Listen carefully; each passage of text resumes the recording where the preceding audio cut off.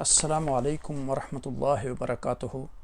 خلاصہ قرآن کی اس مجلس میں آج انشاءاللہ ہم سورہ احزاب کے اہم مضامین پر گفتگو کریں گے اور اس کے خلاصہ کو بیان کریں گے۔ سورہ احزاب مدنی صورت ہے۔ اس سورہ مبارکہ میں 73 آیات اور 9 رکوع ہیں۔ ترتیب مصحف کے اعتبار سے اس کا نمبر 33، جبکہ ترتیب نزول کے اعتبار سے اس کا نمبر جو ہے 90 ہے۔ بسم اللہ الرحمن الرحیم۔ یا ایھا النبی اتق اللہ ولا تطع الکافرین والمنافقین ان اللہ کان علیما حکیما۔ صدق اللہ العظیم۔ سورہ احزاب کی وجہ تسمیہ اس سورہ مبارکہ میں غزوہ احزاب کا ذکر ہے، اسی وجہ سے اس کا نام الاحزاب رکھا گیا۔ یہ سورت مدنی دور میں نازل ہوئی۔ اس میں چند اہم عام چیزوں کو بیان کیا گیا۔ متبنہ لے پالک بیٹے کے احکام، غزوہ احزاب، غزوہ بنی قریظہ، ازواج مطہرات، ختم نبوت، پردہ کے احکام وغیرہ۔ سورہ احزاب کے ابتدائی حصے میں 2 اہم باتیں یہ ہیں۔ زمانہ جاہلیت کے 3 خیالات کی تردید کی گئی۔ ان کا خیال تھا کہ بعض لوگوں کے سینے میں 2 دل ہوتے ہیں۔ بتایا کہ دل تو بس ایک ہی ہوتا ہے، یا اس میں ایمان ہوگا یا کفر ہوگا۔ کلمات زہار کہنے سے بیوی ہمیشہ کے لیے حرام نہیں ہوتی بلکہ کفارہ دینے سے حلال ہو جائے گی۔ دوسری چیز یہ بیان کی گئی۔ اور تیسری چیز کہ منہ بولا بیٹا شرعی حکام میں حقیقی بیٹے کی طرح نہیں ہوتا۔ پھر 2 غزووں، غزوہ احزاب اور غزوہ بنی قریظہ کا ذکر۔ سورہ احزاب کا بقیہ حصہ 22ویں پارے کے آغاز میں ہے، جس میں 4 اہم باتوں کا تذکرہ ہے۔ ازواج مطہرات کے لیے 7 احکام۔ نزاکت کے ساتھ بات نہ کریں، بلا ضرورت گھر سے نہ نکلیں، زمانہ جاہلیت کی خواتین کی طرح اپنی زینت اور ستر کا اظہار کرتے ہوئے باہر نکلیں، نماز کی پابندی کریں، زکوٰۃ دیا کریں، اللہ اور اس کے رسول صلی اللہ علیہ وسلم کی اطاعت کریں، قرآنی آیات اور حدیث کا مذاکرہ کیا کریں۔ پھر مسلمانوں کی 10 صفات اس سورہ مبارکہ میں بیان کی گئیں۔ نکاح رسول صلی اللہ علیہ وسلم، جبکہ حضرت زید بن حارثہ اور آپ کی پھوپھی زاد بہن حضرت زینب رضی اللہ عنہا کے درمیان نباہ نہ ہو سکا اور ان کے درمیان جدائی واقع ہو گئی، تو اللہ سبحانہ وتعالیٰ کے حکم سے خود آپ صلی اللہ علیہ وسلم نے حضرت زینب سے نکاح کر لیا۔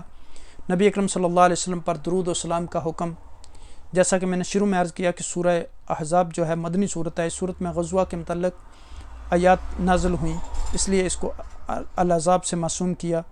ترتیب مصحف کے اعتبار سے 33ویں، جبکہ نزول کے اعتبار سے سورہ نمبر 90 ہے۔ اس صورت میں منافقین کے رد، منہ بولے بیٹے کی حیثیت، آداب معاشرت، حکم زہار، نبی اکرم صلی اللہ علیہ وسلم کا مومنوں کی جان سے زیادہ قریب ہونے، آپ کے ازواج مطہرات کا امہات المومنین ہونے، ختم نبوت، حکم درود، غزوہ احزاب میں یہودیوں کی عہد شکنی، منافقین کی سازشوں اور اللہ تعالیٰ کی طرف سے مومنین کی نصرت کا بیان ہے۔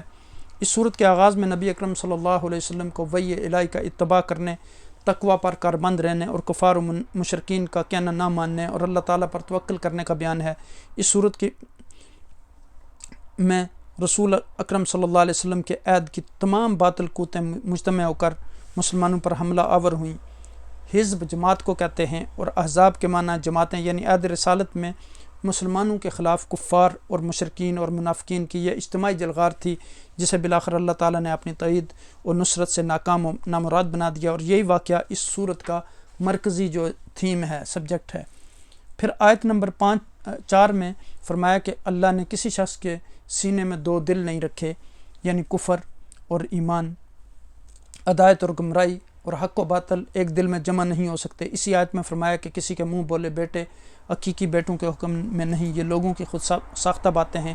مزید فرمایا کہ لوگوں کو ان کے حقیقی باپ کی طرف منسوب کر کے پکارو، اللہ کے نزدیک یہی بات مبنی بر انصاف ہے، اور اگر ان کے حقیقی والدین کا پتہ نہ چلے تو وہ تمہارے دینی بھائی ہیں۔ آیت نمبر 6 میں فرمایا کہ نبی مومنوں کی جانوں سے بھی زیادہ قریب ہیں، اور بعد مفسرین نے اس کا ترجمہ یہ کیا ہے کہ نبی مومنوں کی جانوں کے مالک ہیں، اور نبی کی بیویاں مومنوں کی روحانی مائیں ہیں۔ پھر آیت نمبر 7 میں انبیاء اکرام سے فرائض رسالت کے متعلق لیے گئے وعدے کا ذکر ہے۔ آیت نمبر 8 میں بیان کیا گیا کہ غزوہ احزاب، اسے غزوہ خندق بھی کہتے ہیں، اس کے متعلق بیان کیا گیا۔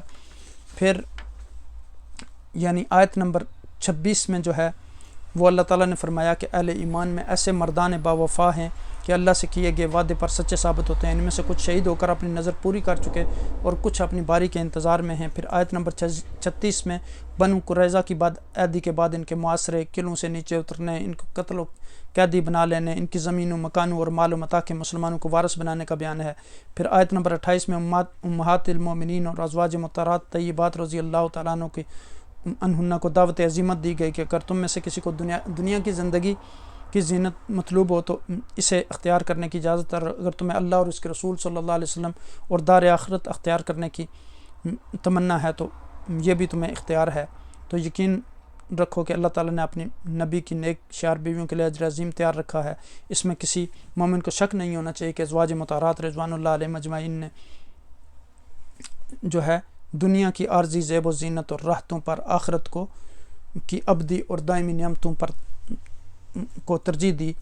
22ویں پارے کے شروع میں ازواج مطہرات سے کہا گیا کہ آپ لوگوں کا مقام امتیازی ہے، سو تقوی اختیار کرو، خیر مہر کے ساتھ نرم لہجے میں بات نہ کرو اور ضرورت کے مطابق بات کرو، اپنے گھروں پر رہو اور زمانہ جاہلیت کی طرح زیب و زینت کی نمائش نہ کرو اور نماز اور زکوٰۃ اور اللہ کے رسول کے اطاعت پر کر بند رہو۔ جو ایسا کرے گی تو ان کو 2 اجر ملے گا اور ان کو کے لیے آخرت میں عزت کی روزی کا اہتمام ہے۔ اللہ کریم ہمیں اس سورہ مبارکہ کے احکامات پر عمل کرنے کی توفیق عطا فرمائے۔ جزاکم اللہ خیر۔ السلام علیکم ورحمۃ اللہ وبرکاتہ۔